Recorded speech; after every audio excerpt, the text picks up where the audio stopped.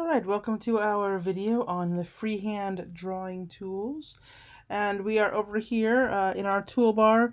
We just finished up with the close and open tools over here. And the freehand ones start right next to them here with the paintbrush tool. It looks like a little paintbrush. When you draw with this, it looks like these items that are already here. This is just a basic one here. Got a little bit of a point in the end. Oops, that was not the default though. Sorry, this is basic. Here. So, come on. Pick the basic one. There we go. Basic. Just looks like, oh, it keeps going back to the brush. I opened this up and clicked on this accidentally, and now it just keeps going to that brush every single time. That's fine. So it's got an end point and a beginning point on it. And if you look over here, you can see that there are some different kinds of brushes that you can use that they have as defaults. Oops. I just got a new computer, so I'm kind of learning the new touchpad, so forgive me if I kind of jam things up once in a while here.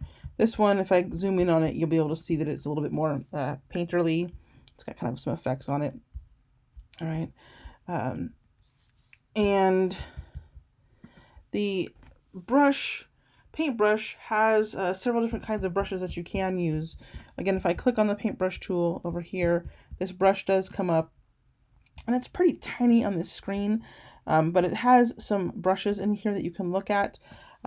If you want to see it a little bit bigger and separately, you should be able to come here to the window brushes and pop it up. And then we can have it like so. And again, this is a bit small for you guys on the screen. My screen is so big on my new computer, apparently. If it's a huge problem, let me know. Just send me an email. So that I can maybe redo this video, the videos in the future. Otherwise, I don't really want to adjust my screen size. All right, so these are different paint brushes here. Here's one that makes a little floral thing. Here's one that makes a arrow. This one makes a line. Unless you have an edge, then it'll do some other stuff. So there are 5 kinds of paint brushes that we can make. They are calligraphy nibs, art brushes, which is art that stretches along a path, like this one here. If I make this longer, oops, let me do that. I'll just pick this one. If I make this longer, you can see that it actually stretches along that same path in a different way. If I draw it down here, it gets bigger. So that's an art brush. Scatter brushes, they are up top here. Oh, this is getting crowded. I'm going to get rid of all this. Here's some scatter brushes here. When I draw with these, I need the paintbrush back. It scatters things along the line that I drew, depending on what it is. And then there's just basic brushes.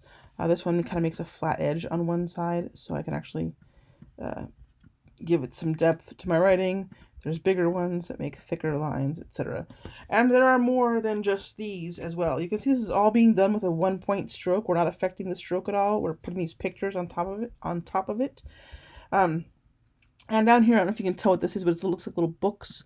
And that has a bunch of brush libraries. So in here we've got arrows, artistic brushes, borders, bristle brushes, decorative, scatters, vector packs, some other things if you had a Wacom tablet. Bristle brushes. I did not show you a bristle brush. Let's pick one, a bigger one. So this one makes kind of another painterly look to it. Again, realize that when you're painting with this paintbrush, it's not a paintbrush. So if I go like that and make that big blobby mess and click on it, it is a bunch of lines. If you guys can see that. Or if I go here to view and do outline, you'll see it's a bunch of squiggly lines. It's not making a formed shape. You're not painting into a shape. It's making just lines that it's putting these patterns on, these predetermined marks on. So the other option here is to have the blob brush. And the blob brush actually, where is it? Sorry. Does make blobs. So if I go like this with the blob brush and I click on the outside of it, you will see that the line is around the outside edge, which is again difficult to see here, but there's the line around the outside edge. So it's actually making a blob and forming that. It's not painting with these selections. It is just painting kind of a big mush. All right. Let's see what else about it. With the blob brush, you have to use the same color for it to kind of blob together. So if I pick a different color here, and I go back to my blob brush, oops, I just changed that one. So when something's selected, it changes the color. I need to deselect it, that's fine. That'll be the color of that one. And then I'll go back to my blob brush and I will change the fill over here to be black on this one. And then I will paint over this in black. And you will see that if I go and select these, they are two separate blobs. Now if I continue on with the black, it will in fact merge into that black because it is the same color and it was touching, so it actually merges into it. Oh, come on. Sorry, again, my touchpad is new to me. If I switch back to the red color that I had there, and I'm holding down the, can I get my thing to work here? No, it's not going to. All right, we'll just get the ink this way. There's the same color.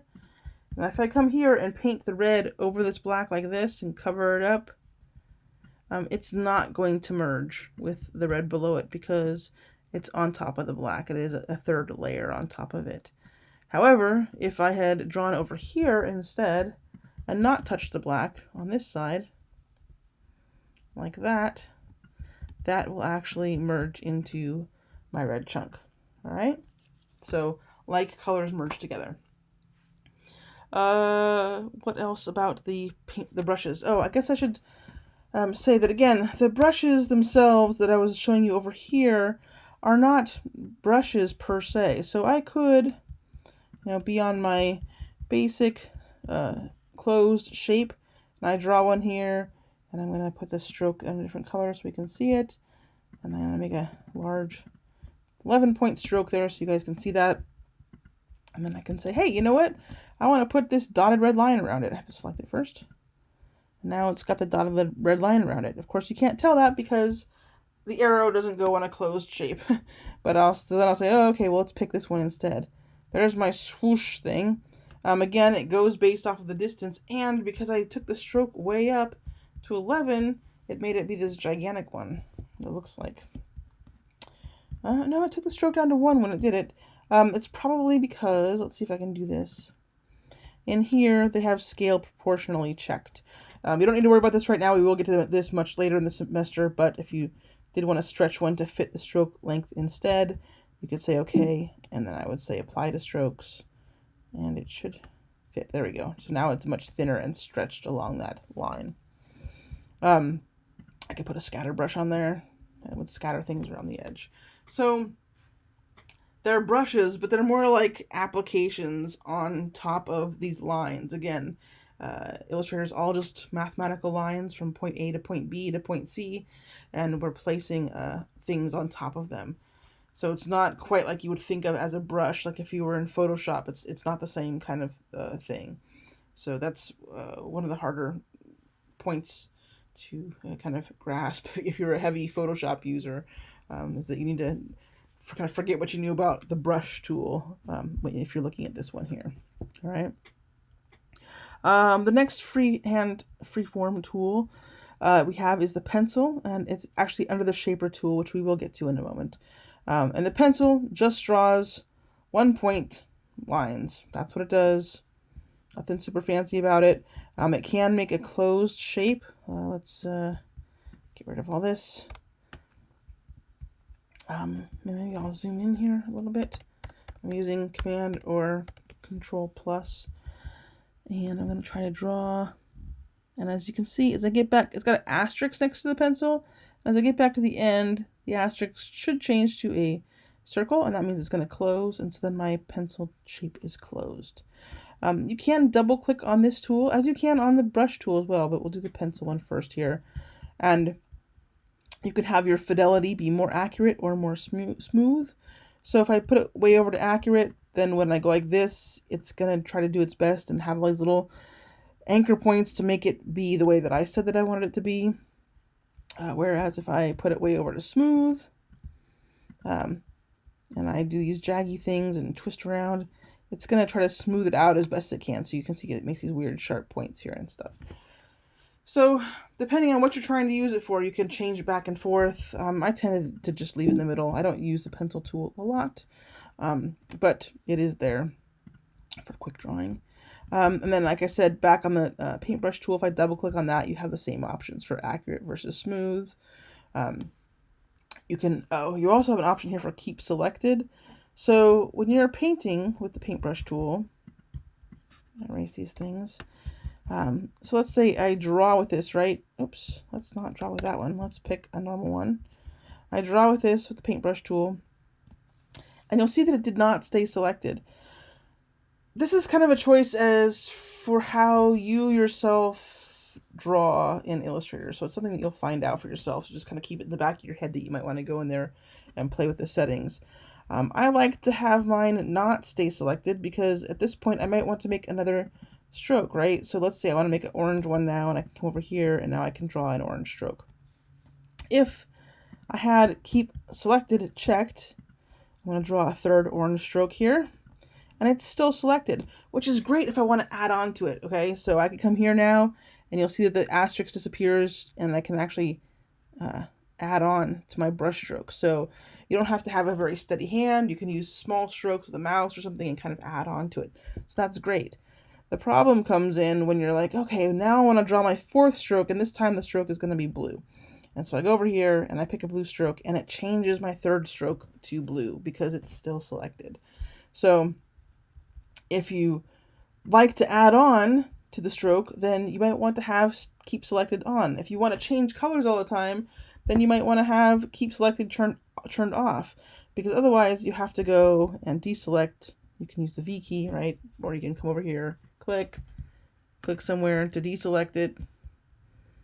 Then you can reselect and go and pick a new color and come here and then draw.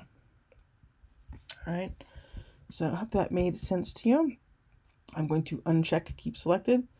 I'm trying to keep my stuff at the defaults here for you all to see. So keep selected is not a default. What else here? Back to the pencil tool. Erase these. So we're drawing with the pencil tool, back here with our one single stroke line, which is currently red. That's fine. Again, this has a little asterisk next to the pencil, so if I want to add on, I just come back here. You'll see a slash next to it now, and that means I can add on. I can also change my stroke. If I go back in here, sometimes it won't work the way you want it to, but usually you can actually go and go back to one of the other anchor points and touch from there and keep drawing and add to it. And same thing here, we can come in and still do a closed stroke if we want to. If you want to erase a portion of the path, you can use the path eraser tool, and you have to make sure you kind of drag across some anchor points, and it will take the chunks out for you.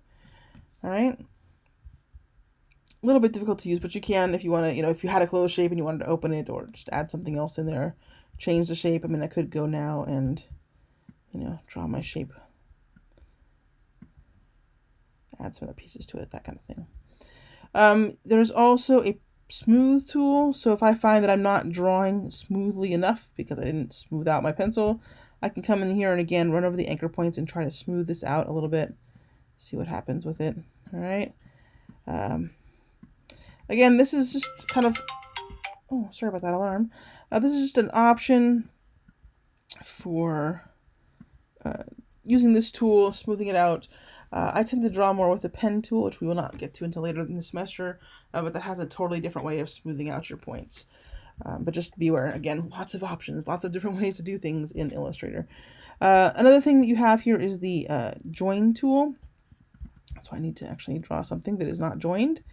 And then I can use the join tool to drag from one end to the other and join them, hopefully. Those two might be too far apart. Yep. It's kind of for close joins that maybe you didn't quite hit it. And you can go in there. Should get it that time. There you go.